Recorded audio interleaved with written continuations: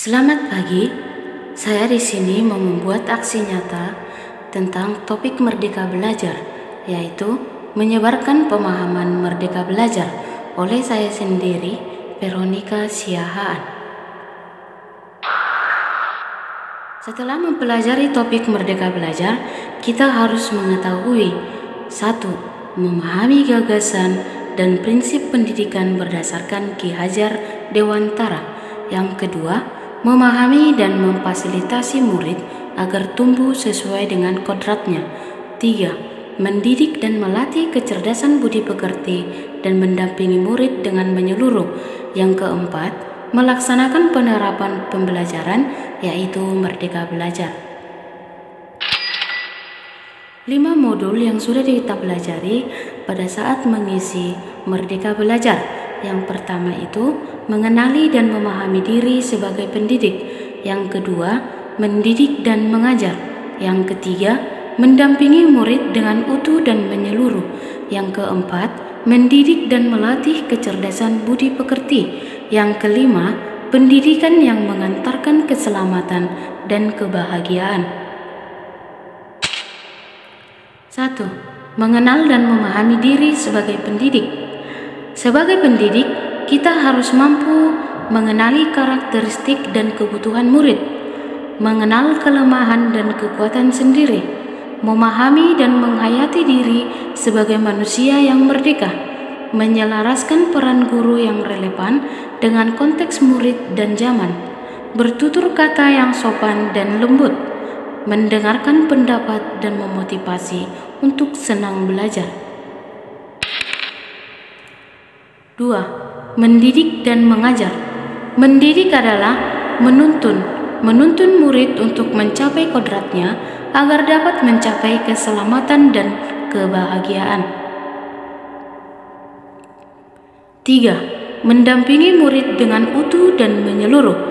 Dalam proses pendampingan murid harus disesuaikan dengan kodrat keadaan, di mana kodrat keadaan terbagi atas 2, yaitu yang pertama, kodrat alam. Kodrat alam yaitu yang berkaitan dengan sifat dan bentuk lingkungan di mana murid berada. 2. Kodrat zaman. Kodrat zaman yaitu yang berkaitan dengan isi dan irama, yakni disesuaikan dengan zaman anak tersebut untuk berkembang. Dalam mendampingi murid, guru juga harus menggunakan asas trikon.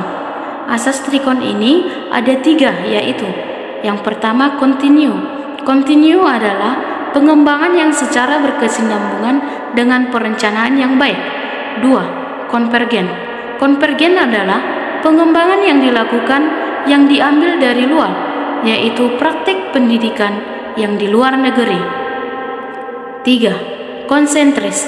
Konsentris adalah pengembangan pendidikan yang dilakukan berdasarkan kepribadian sendiri.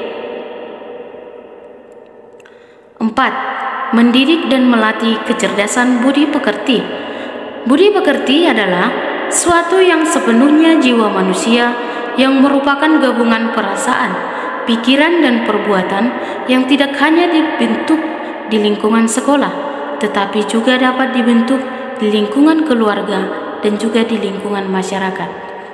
Proses belajar menumbuhkan kecerdasan budi pekerti sehingga dapat menyamarkan tabiat asli dan watak biologis. Jadi, kecerdasan budi pekerti adalah kemampuan peserta didik untuk memikirkan, memahami, merasakan, bertindak sesuai dengan apa yang dicontohkan oleh pendidik. Budi pekerti juga dapat dimaknai sebagai perpaduan antara cipta, yaitu kognitif, dan rasa, yaitu afektif, sehingga menghasilkan karsa, yaitu psikomotorik.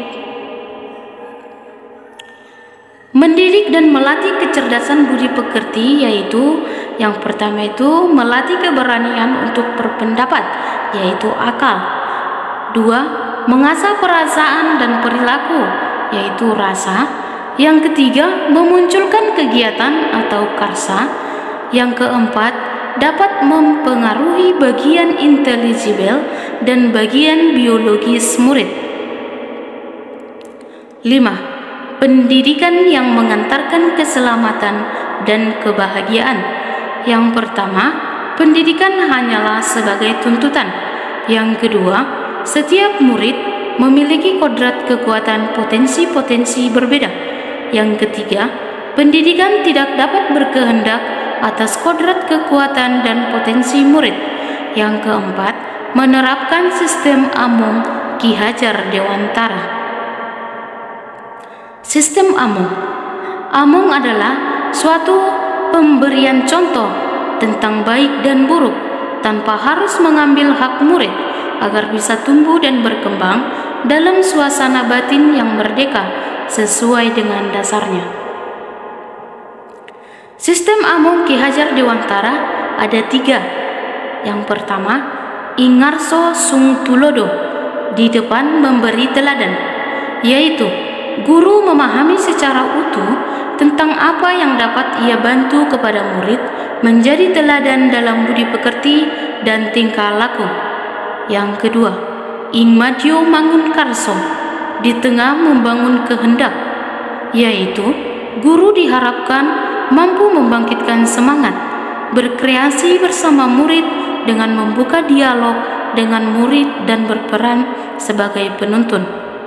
Yang ketiga, Tuturi Handayani, di belakang memberi dorongan, yaitu guru tidak hanya sekedar memberi motivasi, tetapi juga memberikan saran dan rekomendasi dari hasil pengamatannya agar murid mampu mengeksplorasi daya cipta, rasa, karsa, dan karya.